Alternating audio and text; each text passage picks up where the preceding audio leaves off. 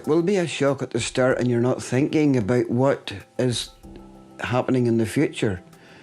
But you have to come to the realisation this is going to be a total different thing to what it was in the past. When someone is first diagnosed and, you could find that you maybe have 4 or 5 different hospital appointments all happening within a very short space of time. I remember Colin having 2 appointments in one day. They were both in the same place. They were hours apart. Looking back, trying to adjust appointments, not being afraid to say to someone, look, can we change the appointment? Can we get those appointments close together?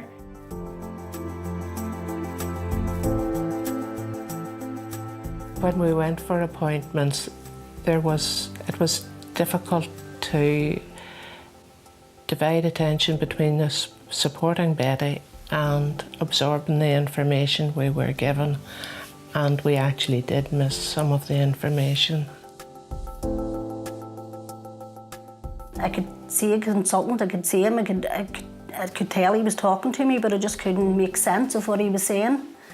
And then I used to go home and get myself worked up because it was all, well, why didn't he ask this question and why didn't he ask that question? So after a while, I started recording the conversations we were having, and I was able to go home and listen and get more answers to my questions. When you go to hospitals or anything like that there and you're seeing your consultants, nurses or whatever, if there's something you want to ask, do ask. If there's more than one question, try and write it down so it's fresh in your head.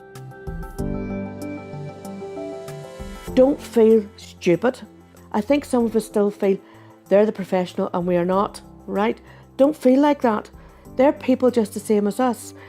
If you don't understand something, ask them to explain. Keep asking questions and don't be fobbed off with platitudes. I can remember whenever Colin was first diagnosed and there was a stream of people starting to call at the house, and people wanting to come and see him.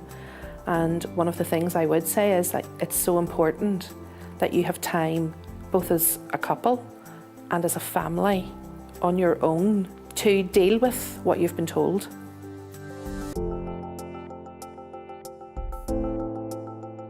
It's quite common for friends to go away and you think they don't care, and you meet them on the street. As a carer, I have met people downtown and in shops that have sort of turned their back and have crossed the other side of the road, not because they don't like me, not because they don't care, but because they just don't know how to handle it or what to say. But it'll go away and these people will return into your life again. And you just don't hold it against them because they're just frightened.